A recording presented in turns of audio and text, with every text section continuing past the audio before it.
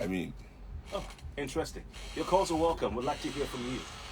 We have one caller on the line. First caller, since you walked into the studio, we've lost the call. 01 515 1913, 01 515 0913, 0809 222 0913, and 0809191 3913. Seun Kuti here says the government is trying to tell you that they're going to give you what belongs to you. But yes, now already. They want to give you what is yours already, and now they want to take bargain. Morning. Hi, good morning. Yeah, good morning. My name is Oluwada. The first I wanted to ask, the other day I called you on your show. I don't know if I was asking any of the video back or stuff, but I was actually traveling out of Lagos, so I couldn't continue with the show. Okay, you want to ask if what? If actually I was part of the show that won your video. Okay, the tickets. Okay, I will check. Just give me a second, okay? Keep listening. I will check. Okay, then, Are we giving out tickets on TPP? No. the good news is that if they are sincere and they want to remove the stress of it, welcome idea. We will suffer it for a while, but the money that they are taking from that process today, how judiciously will they use it? This same set of state governors that have become warlords, have become emperors, that they are deceiving the population to take their eyes off them, focusing only on the federal government, where the state government is collecting about 4 billion naira monthly security votes and is trying a national TV and people are being killed. What is using the money for, nobody knows. Nobody questions. So people's attention to go to the governors right now, they're asking them questions. What are the developmental projects they've been taking in their various states that could have helped alleviate the suffering of the people? They are closer to the people. Imagine the executive order to give local government autonomy and get this government tax on it. They refuse. The digital autonomy, they tax on it, they refuse. So we all need to start asking them questions. For now, let's leave the federal government and talk to the state governor. Thank you. God bless you. Mr. John, I hear you. How you do? Well, you see, this is something this is a game that is always played on Nigerians, and I don't want us to fall on this game, blame your governor, don't blame the president, blame the federal government. The governors are the way Nigerian politics and political system is set up. The governor and the president are one and the same. Trust me. The governor, the The president. governors of Nigeria and the Nigerian president, Because in the sense that there's nothing that these people are doing that is not agreed by, or they are a body. See, Nigeria, the separation of powers, nepotism has eaten so deep into our system. You understand that all these political offices are just extensions. They're just extensions of an ideology, and an ideology of oppression, of domination. So whether I'm facing my governor or you are facing, it is the same. But the governors of Nigeria cannot be doing what they are doing without the complacency of the presidency. But you have governors like Wike who are, they don't fail to call the president out whenever they feel like. Okay. Wike and the president are not in the same party. For obvious reasons. But trust me, Femi Fani-Kayode has said worse about Buhari than Wike. And where is he today? Wike has said he will never move. But Femi Fani-Kayode said the same. Wike is in money now, he's in power. I mean, he's enjoying, So you cannot really know a man that is talking now, but his money is flowing, he's controlling university treasury. But I don't want Nigerians to. My issue is Wike, if Buhari faces Wike, even though he's not in his state, if he does his job as the president of Nigeria and decides to put his eye in Wike's business, get Wike to Wike will not be able to do what Wike wants to do. And the same thing, if the governors put eye in the president's business in this Nigeria, the president cannot do what he wants to do. Go and ask Jonathan. When the governors ganged up against him, that was the beginning of him leaving the presidency. I see. You understand? So I mean, I don't separate. Whatever. All these people for me, they are all oil marketers. I'm telling you. You're calling them oil marketers. Are you saying somebody in Buhari's family is not selling oil? Someone in Tinubu's family is not selling oil to us, or he doesn't have his own oil business? In this country, if any politician that is worth his salt must have his hand in the. So how can we be listening to what people that are benefiting? They are all the beneficiaries of this subsidy.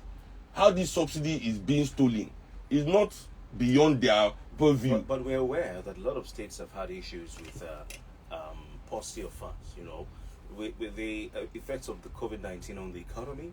You know, the recession that Nigeria was plunged into. Yes, but what has subsidy got to do with their? Are they the ones paying subsidy? So the monies that, like we heard last month, the finance minister came out to say that the monies that will be saved from the role of subsidy will be pushed into, giving Nigerians money. You know, poor Nigerians will give them the money. But they've already done the maths. I mean, one of the most, even Dino Melaye came out and did the maths.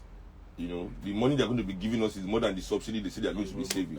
So let's just say that was a gaffe. That was all. Let me speak by the finance minister, because it wasn't in the budget.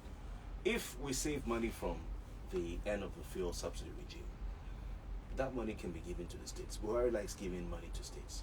You know, bailout funds, blah blah blah. If he gives the money to the states, maybe not Kogi State. Please look at this thing. As I said to you, look at this thing as a class. They don't only give money to states. They give money to banks. They give money to individuals to bail them out. I'm telling you. And it's not a good thing. Listen. Right now, AMCON is not a good thing because it is only for one class of people. See, if Nigerians like you and I could access loans without security, you know, grants and things like that, with the same ease that people like Jimo Ibrahim could access the billions that they are now trying to drag back from him. You know, it's not before somebody take loans, you collect collateral. So it wasn't only him. If you even remember, let's go back to 2012, 13, 11, with the whole first subsidy issue in 2011. Yeah. There was also the credit crunch. Okay. At that time, for subsidy, they were saying it was 50 billion a year. The government said they didn't have money. But the year before, that 2008, between 2008 and 2011, they had given over 100 billion in loans to people without collateral. And this AMCON loan, if you remember, they are saying how many people? They say 300 Nigerians or something are owing over 3-point-something trillion. Yeah. Right? Mm-hmm. So if they can spend 3-point-something trillion on only 200 Nigerians, what are we saying about subsidy being too much for the entirety of the nation? All right. We have some calls coming through because I need to take you on some more on that. But we'll put this caller through. Good morning to you, as a People's Perspective. What's your name? Hello, my name is Aisha. I'm calling back. Okay. What's your contribution, please? What I want to say is the politicians that have caged us like people cage, you know, the way they cage monkey and they give every time they give monkey banana, but monkey will just stop and be happy. That's the way the politicians are caging us. How can they be talking about profit? You see, when they remove this thing, the suffering will be 10 times double. Now, where are we going to? We don't have what to do. We just think about the poor masses. The poor masses eating from crabs, eating from crabs from out. I just pray that God will surely help them. Okay, thank you. We have to pick other calls. Good morning to you, it's a People's Perspective. What's your name? Good morning, Abby. No. We have Seun Kuti. Yeah, Seun Kuti is here in the studio. My name is Kofi. I want to agree with that first caller that said that we should query our governors. Like the other day, somebody called and said that if our president should use the money he spends on traveling to build primary health centers, it will be benefit. What concerns the president with primary health center? Is that his job? It's the job of the local government. But people want to attribute everything to the president. No, actually, sorry, madam. Actually, primary health care. Our governors. Listen, madam, wait. What are they doing for us? Primary health care centers. They are crying there's no food. At least let them take control of food in their state. Okay. Well, you know, this is what I say about people don't understand. People don't understand how primary health care centers are actually federally run by the Ministry of Health. But you have state. The initiative, yes, but the initiative was done by my uncle. Okay. From the federal. Okay. That's how primary healthcare centers came into being That's in a Nigeria. National Primary Health something agency, is that From the Ministry of Health. Okay, way back. Way back in 91, 92, and that's the beginning of... So, for me, it is not... The governor should be building. Federal should be building. Local should also be building. You understand? It's not that it is the responsibility of the local government. The state also has the responsibility to... The way they have state and federal universities. So I'm going to say because there's a state university in Lagos, but the federal government has no responsibility to educate the people. But the point she's making is that we're putting too much attention, placing on the president. We are not putting too much attention. We are saying also have a they responsibility. are all failing. They are all failing equally. So whoever you choose to call, even food in Nigeria, land is federally owned. How do you go into food business in Nigeria? You understand?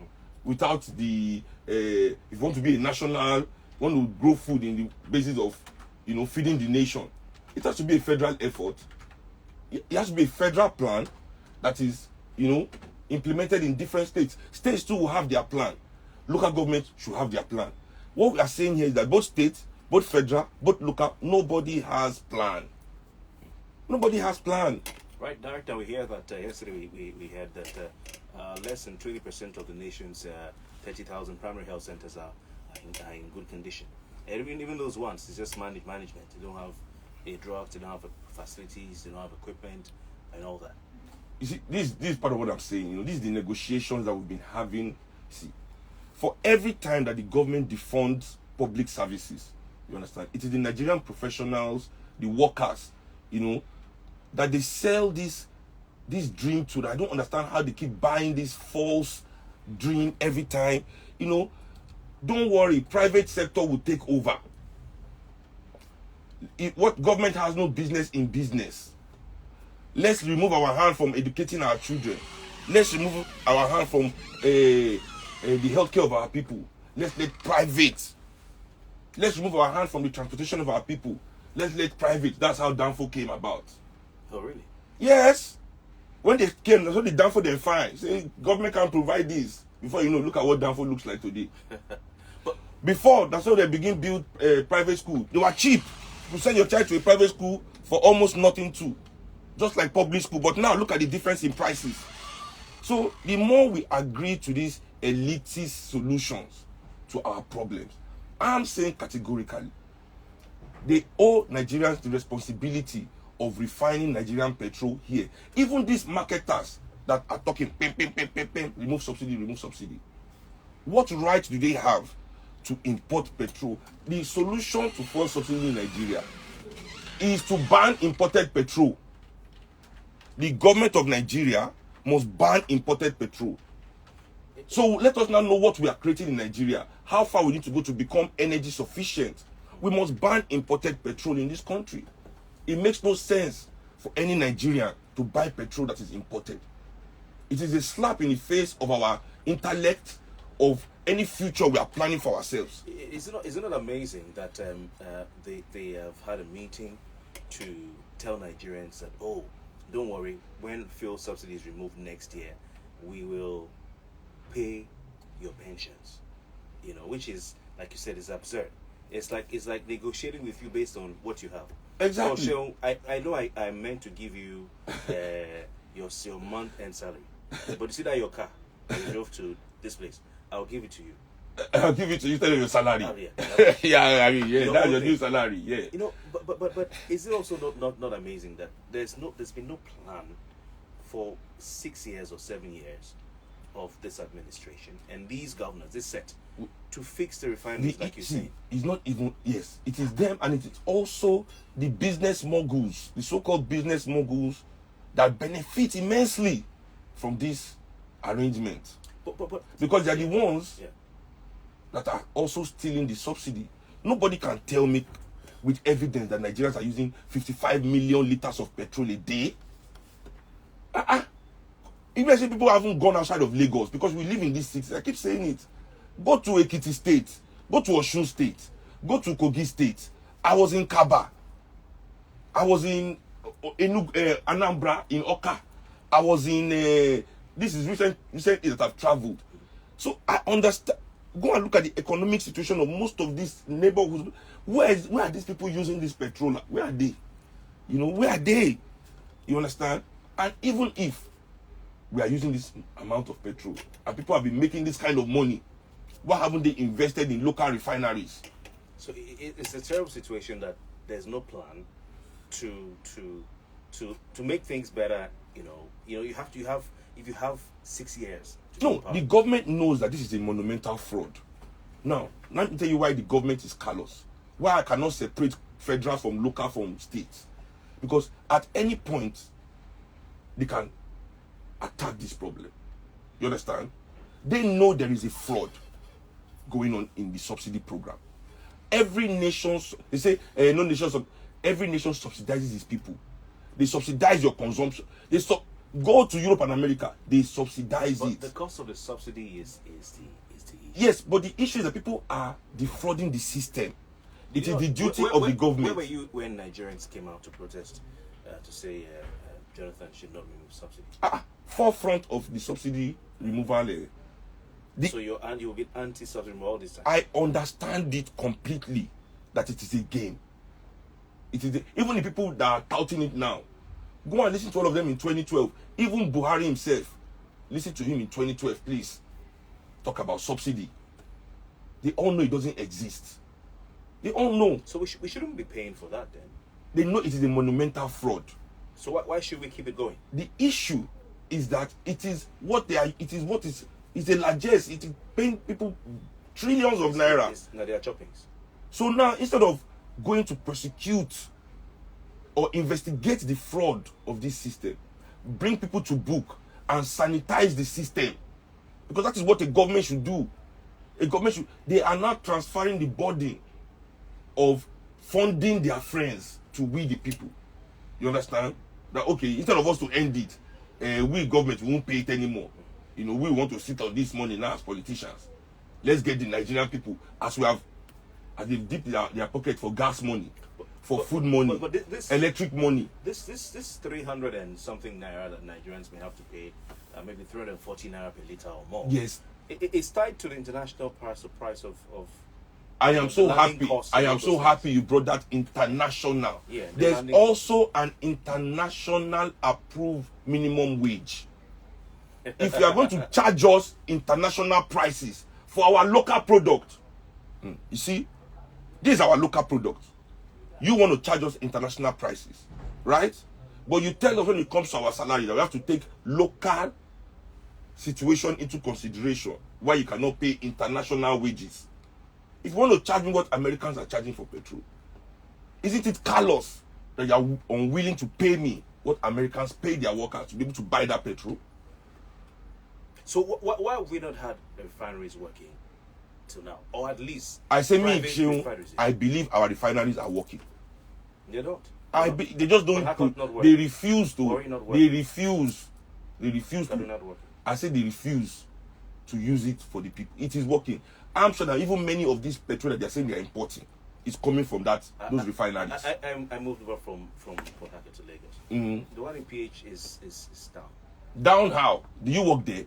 Though they're saying that they would. Do you work there? And people leave products from that side, but. They leave product from there? Yeah. Exactly. But it's not at full capacity. They leave product from there. That's all I know. That thing can work to full capacity. Refineries are not like cars. You can Google it right now. The world's oldest refinery that is still working. How old is it? They just sold one refinery last year, one America that is like 100 years old. That was using to yab Dangote's refinery. That Dangote was planning to say that, and the thing was cheaper than Dangote's, same capacity, same size, everything. Not be car we get old model, new model. These things are built to last, to be forever, to work. You understand? Just little, if you spoil, replace the parts. You understand? This is not some kind of rocket science. You understand? Even boys in the jungle, in the creeks, are refining petrol. So what is a refining crude into petrol? What's the problem? Why is it still important? It is the game. It is the fraud. That's the fraud of it, my brother. That's what I'm trying to tell the people. It is the fraud of it.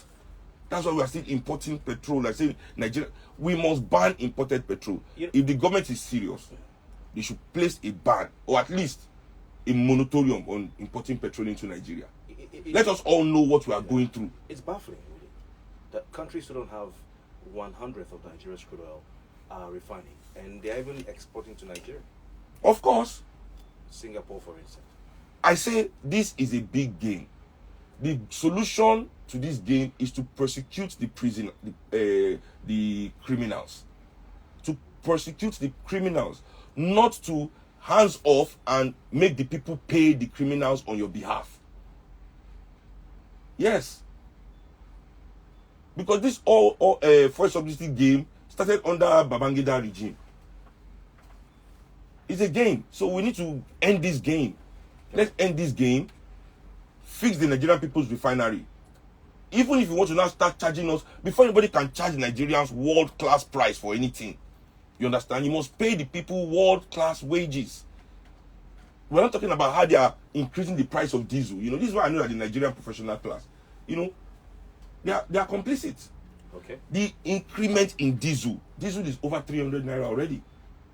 In the last year, it has gone up by over 100%. The cost of diesel.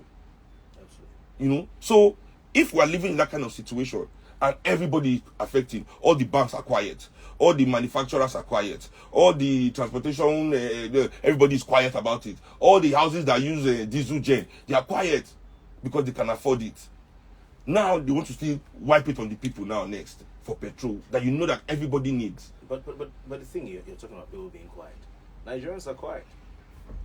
You know, everybody's accepting it. The government is saying next year we're going to add increased taxes. Mm-hmm. We're going to bring more taxes on you. Yes. All right. Already the cost of food and food is gone up. The cost of rent and things in Lagos you can't even listen. But this is people what are quiet. Yeah, people are quiet because the cost of electricity is gone up. Those that Nobody know, said anything. those that know, Yeah. those that know are puppeting, you know, the words of the oppressor. That's what I'm saying. You see, like when a man, sells his vote, like when a man sells his vote, Yeah. you hear the journalist quick to say, "Oh, Nigerians must stop selling their votes if we want good politicians," forgetting that vote wouldn't have been sold if the journalist did not sell his own words to that politician too. Okay. You understand? Okay. So we are always quick to blame those at the bottom. Whereas they cannot speak because they don't really know. Their education is not as good as yours. Okay, let's talk about the middle class, the entire middle class. That is what I'm saying. Those are the ones complacent. You know, the entire middle class, the professionals of Nigeria, they are the ones that should be able to articulate to the people the true situation and see if the people will be quiet. But what we do is that we repeat the words of the oppressor. We cover for him. We hide for him. You know, we ease things, smooth things over for him. I tell people, like, it's not as if I don't want to be overly generous, like see people on the road, give them money. Or me, I don't even like, you know, this throwing money at people thing people do, you know, just, you know, gather people together. It's an oppressor behavior. If you can't do it in your house, when you want to give your family money, you tell them to gather in the parlor. I start throwing the money to them. I have someone filming it. No, I mean, you are dehumanizing them because they are hungry. Everybody start rushing, you know, you want to see that. You know, I don't want to see so. And also, I also believe that helping people too much is bailing out the government. Because if people get hungry to a certain stage, they'll start asking certain questions. The reason why the government of Nigeria still exists is the professionals of Nigeria. We bail them out. Do you know how many of your family members you send to school, pay medical bills for, give money, pay their rent? The system has failed them. But we, in the name of we are doing good, we prop up the government. We help everybody. We are the professionals. That's what we do. And they are happy that we do that for them. Because people will never get angry enough. But now when issues like this now still happen, that we are supposed to tell people, that people you say you are helping, so that means you love them. That's why you are helping them pay school fees, helping them pay this one, being Mr. Do-Gooder, Madam Do-Best. Everybody is a good person, up and down, giving beggar money, giving this one money, try to calm down the polity on behalf of your masters. Okay, we agree. But now that we can see this issue, can't you tell them the truth? You love them. Oh, yeah. Analyze the issue, investigate the issue so that you can tell the people the truth, not regurgitate the words of the criminals that are stealing the subsidy in the first place. So how many of our senators are not involved in oil business? How many of our representatives? How many ministers? How many local government chairmen? How many governors are not involved in oil business. So they're all involved. You cannot take their word for it. Maybe the middle class and even those below the middle class are busy fighting themselves, because it's interesting to note that the Nigerian Governors Forum, they came together, all of them, both the opposition and they all agreed, this is our position. We're going to do this together. This is our business. Sorry, our position. This is our position. Sorry, I misspoke. No, it's okay. Yeah. But and of course, the federal government is going to push the monies to them, some money to them to say take. No, you don't understand. They don't need the federal government to push the money to them. They own these oil companies. The subsidy is being paid to them.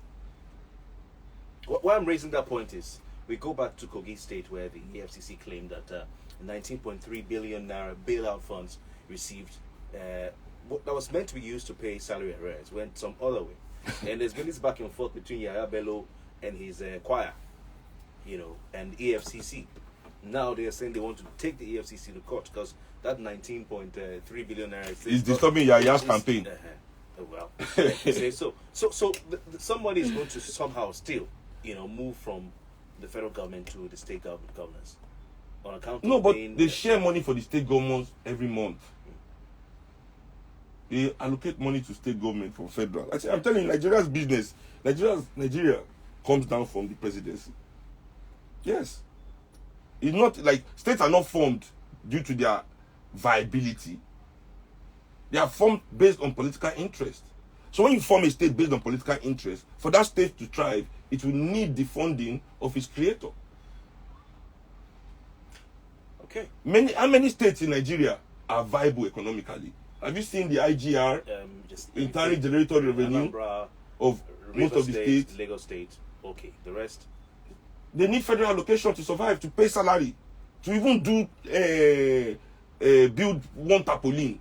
There's no money in the states. Maybe that's why they're desperate to get this. Exactly. So those states were created for a reason, you understand? So, but even at that, Eskimos created an economy. Even at that, you are around people. If it was a people-oriented leadership, they'll find a way to engage themselves that will create some kind of value that will spread around everybody. But just because it is a gimmick, Nigerian politics is a gimmick. Just like many African states, not only Nigeria. We have to remember, when we engage our states in many ways, we have to still remember that Nigeria or Ghana or Sierra Leone, these countries were not created by Africans. You understand? Nigeria was a British creation after they agreed with their European brothers, and they did not create it for the benefit of the people here. We must remember that Nigeria was created to extract our resources and exploit our labor. And the people they put in charge of us after they left agreed with them to keep it going. You sound like one guy who's in jail right now for treason. Who is that? The one who they had to bring in from Kenya. Nnamdi Kanu. No, Nnamdi Kanu and I were different. We share different ideological backgrounds, different political concepts and views. He's an anarchist. I'm a revolutionary. I think we are kind of different in that aspect. For me, but what is true is true, and they even say even a broken clock is right twice a day, so somebody can be wrong, or but find the truth somewhere inside. You think it's wrong? I don't think it's wrong or right. It's not my place to say if it's wrong or right. I'm not Igbo. He's not fighting for me. Okay. He says I'm from the zoo. Okay. He fights for Igbo people, so it's Igbo people that will speak on him and decide if he's their leader or not. I don't think he has plans for me, so I don't have opinions about him. I will move on from that. No, but I'm just trying to finish the point I was making. Okay. So we as Nigerian people, we must realize that we still have the task, the responsibility of taming this beast called Nigeria. This country still needs to be tamed, to be brought under our control. Because right now the country is controlling us still, as it was intended to. How do you do that? How do Nigerians do that? Nigerians must become more politically aware. The Nigerian professionals must become more politicized. We must create more political platforms. But they're busy fighting themselves on those who are not being. How many of them? I don't think so. Those who are not playing deaf are busy siding with one party or the other. Yes, because there's nothing else in the middle for them. You know, like even if you look at PVC ownership in Nigeria, PVC is 67 million people. People come out and vote, 15 million come out and vote.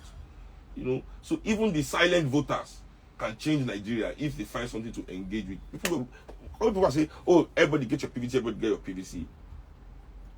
You know, the reason why even people with PVC don't engage is because they don't see what they are going to, what am I engaging with? APC or PDP? I beg. You understand? So we as the professionals of Nigeria, it's our duty to create that platform for them. And we are letting them down. We are not representing our people. We are seeing our opportunities as individuals, as reason for us as individuals to find comfort within oppression. We don't understand that our duty is not to find comfort within oppression, but to read our society. Some of them feel they might lose what they have if they become too vocal. But the truth is, you are not guaranteed to keep it anyway. You know, how many of us, you know, are making it well into our 40s but still die poor? I mean, I know many people personally that were millionaires 10 years ago, and still today they are begging on the streets. Not begging, but, you know, just trying to survive on the street again. You know, if things continue the way they are, where are we headed? I don't know. I don't like predicting the future. I don't have power. I'm not TB Joshua, you know, or Chris Oyaki Lome. Some say failed state. Unlucky. Well, Nigeria, all Africa really is a failed state. Because if we as a people respected our humanity, we'll realize that since 1990, the majority of Africans have been living in poverty. The majority. When the funny thing is that when we became independent, even Africans in rural areas were not living in poverty. They were poor. But you know, you have to understand the difference between poor and poverty. You know, they will always be poor. Because what a man should eat, where a man should sleep, if a man is sick, how a man educates himself, you know, all these things are part of our humanity, and people should be able to afford those things. Luxury is what is out of the reach, should be out of the reach of the poor. You know, luxury, finish. But basics should never be taken, because when you remove the basics from a person, you remove their humanity. You know, and that is what I always tell people, like, I'm 39. People in my generation, I always say to them, nobody among us who has a grandfather who said that man was homeless. All our grandparents, all our grandfathers were homeowners before they were 22, 23. Absolutely, absolutely. So what has happened in 2 generations that we are all on the streets? I was watching an Instagram video someone put up about one elder man, you know, I think it's an elder statesman or something, who was saying, you know, his father gave birth to 30-something children. And that's a small number. Gave birth, or is it more? They were all born to be farm hands. But of course, the government of the day, back in the, I think pre-independence or in... I saw the Instagram video you're talking about. They said if you keep your child at home, we'll send you to jail. The father had no choice but to send him to school, and look at his made in life setup. So things are going this way, and we're keeping quiet. Everybody's struggling with the traffic on Third Mainland Bridge to try and survive in Lagos and in Nigeria, struggling with feeding and high prices. But if you can make it to the next day, it's okay. Nobody wants to say anything. Just moving on. Yeah, because, you know, I mean, the as I said, the institutions of influence. Every society has institutions of influence. There are 3: media, the religious institutions, and the educational institutions. These are institutions of influence. They are what goes on to shape the thinking of the society. So if media now includes the arts, you know, media in the full word of media, it's not just newspaper and radio. The art is also in media, you know, movies. So what kind of information are we giving the people? We are giving them defeatist information. We're not sharing revolutionary ideas with the people. We are regurgitating. You know, even our movies, you know, you watch a Nigerian film, it's only a rich man that can come and save you from the poverty. So everybody is looking at these people like gods, instead of us letting the people know that it's because of these people's excess, their excesses, their indiscipline, their lack of self-control. You know, one woman is not enough, one girlfriend is not enough, you must have 100. 5 is not enough, you must have 500. One car is not enough, you must have 1 million in 10 different countries. It's not okay if you have just a simple car. 10 cars are not enough for 10 houses are not enough for you. You must have 100 houses. We'll take one. And then I'm coming. Then the pastor says that is God manifesting as a blessing. There you go. Not that you are a glutton, not that you are greedy. That is blessing from God. You understand? And then education trains you to be like these people. So it is the Nigerians, as I said, the system is against us. We, the professionals, must understand that our duty is that since we've been able to raise up our heads more like this and the seafront, it's not to think that we have escaped, because we have not. It's for us to work to bring about the change that this country needs, to take all these institutions, all these evil spirits. It's true. It's an evil spirit, not evil spirit like they say in church. Okay. You know, humanity is a spirit, you know, not evil spirit like church, you know. I get you. We want to move on now. We'll take a couple of calls and we look at this idea by a government in Nigeria to have Nigerians bear arms to protect themselves. Maybe come to that point. We have a caller. Good morning to you. Hello, good morning, guys. Seun Kuti. My name is Remy, calling from Tottenham, London. Remy, welcome back to the show. You called last week. Yes, well said. You see, I believe strongly that the people got to get involved. Of course, as much as I do not blame them for the failure of the system, because those who make the system fail know themselves and we know them. And it baffles me when I see that there's nothing the government lays hand upon that prosper. Even though I'm a type, I do not believe in socialism that much, because I know it has its advantages, but the reality of bringing that to bear in Africa is far low. But when you see the evidence of how socialism has worked in other parts of the world, you saw how Bolivians were living before Evo Morales came on board. You saw how the Brazilians were living in poverty before the savior Lula Silva came on board. And that gives you a reason that if we have forward-thinking people in power, things are possible. And that's why I'm going to give this million to beg people. If you have voter card, if you don't vote, you are part of the problem. And also, we must put our money in politics. We must stop filthy money, dirty money from flowing into our politics. If we contribute a decent cover 1 naira, these guys are few in number, we will overwhelm them. Totally. All right. Thank you very much, Remy, for your time. Appreciate calling in. Adegwega Adedeji has sent in his own message here. It says the Nigerian Governors Forum, as it's called, is an illegal union and satanic group where agents of darkness meet to discuss how to steal and destroy. I don't know. Well, that's your opinion, but I've left one word out. Sean is laughing at that. It says, good morning. I like his analysis. That's why. It says, good morning, guys. Pay all outstanding when subsidy is removed by Nigerian governors. Who is deceiving who? Have you not been hearing all the promise and failed? They failed to fulfill. We are fools like them. Honorable Ade, off your mic. Okay. Thank you for your time. This is a Kewe landscape from Delta. It says, please, Seun Kuti, that governor in the north that EFCC alleged has been drawing 10 billion naira yearly for the past 6 years, totaling 60 billion naira.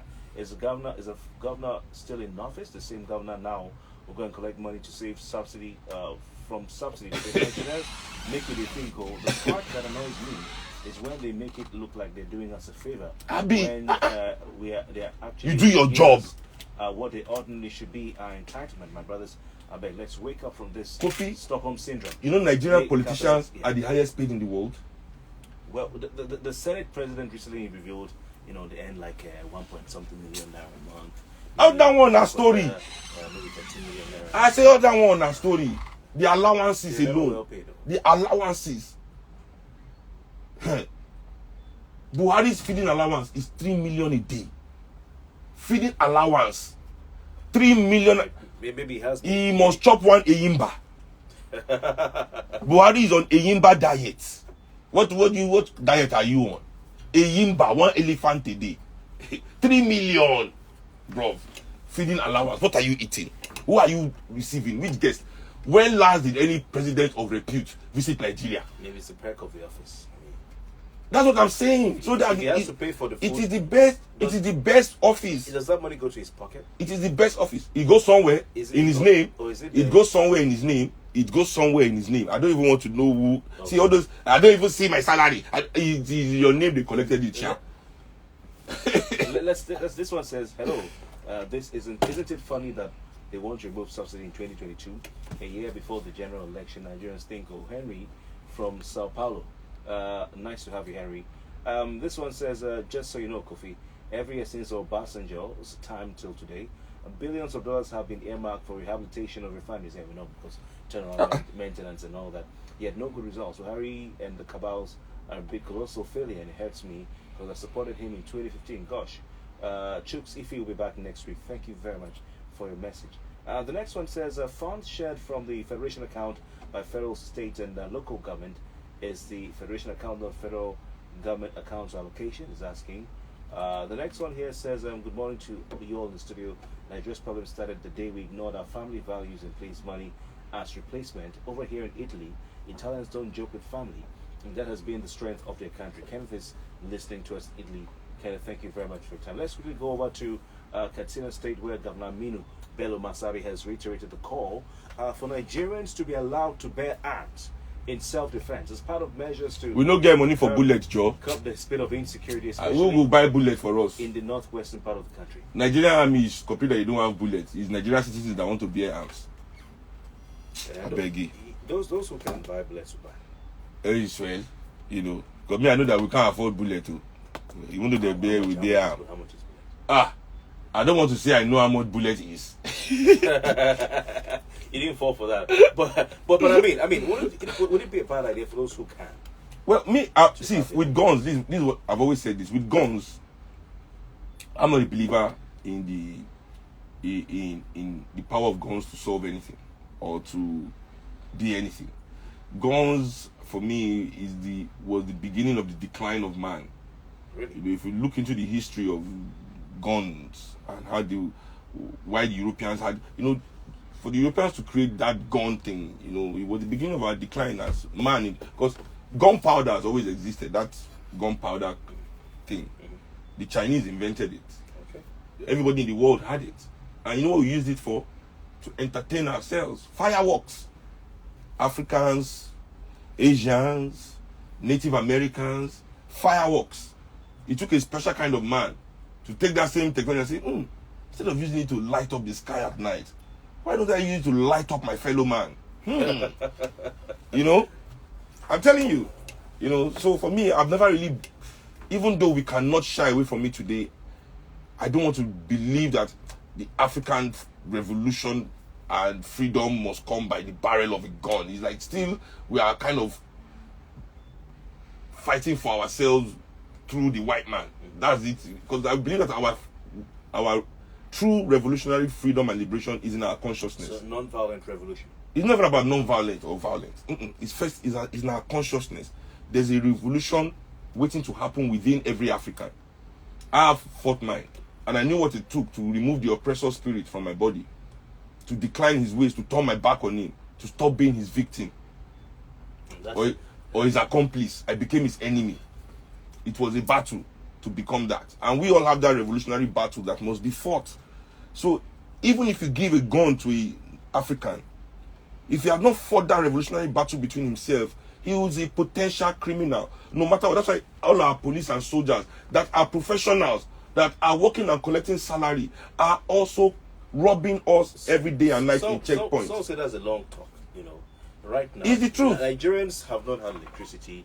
They're giving themselves light. Listen, if you give us guns, the issue is you potentially criminalize a lot of this population. Because when people are broke, because they don't have the political, ideological grounding, understanding where that arm should point. But at the same time, I always say to everyone, when it comes to guns, for me, it's better to have and not need than to need and not have. But Guns. yeah, but there's a but somewhere there. Yeah, no, there's no but. For me, that's how it is. for me, with guns, my own saying is that, you know, they are dangerous. Whether you should, are you a gun person? I don't know. I always just say, with guns, for me, I believe it's better to need, it's better to have and not need than to need and not have. Okay, all right. That's an interesting way to learn. Yeah. I mean, it's like Mao Tse-tung said, you are better to be a warrior in a garden than a gardener at war. Okay, yeah. Good morning. He's listening to you. Welcome. What's your name? My name is Peter Monte from Shogun. Hey, Mr. P, welcome to the show. Yeah. Now, let me quickly say something. Very, very quickly, please. If Buhari and the rest of the opposition members in the days of Jonathan told us that there was nothing like subsidy and that it was a scam, and then Buhari promised us refinery in a record time, I don't think we should be talking anything subsidy this time around. All questions should be on Buhari. Where is the refinery you promised us? Abi? Because fuel subsidy is a scam, and we know it is a scam. And they go everywhere, open filling stations, manned by their daughters and their sisters and their brothers, and then they make money from us. Thank you very much. We have to go. Seun, last word from you. We've been able to tackle two things, but you can summarize it all. Well, we Nigerians need to actually become, we need to start raising our consciousness. The Nigerian professional owes the Nigerian people a lot in terms of his alignment. You know, we must begin to align with the people and not the oppressor. We must make our societies ungovernable for them, you know, in this their way, except they want to govern on behalf of we the people. You know, we must begin to make those decisions so that at least our children can have a country to call their own, you know. All right. It's time for the news, everybody. Yes, I want to thank you very much for your time, Seun. It's been interesting. We should do this again sometime soon. Next Friday. My name is Kofi Bartels. News 12 is up next. Stay with us.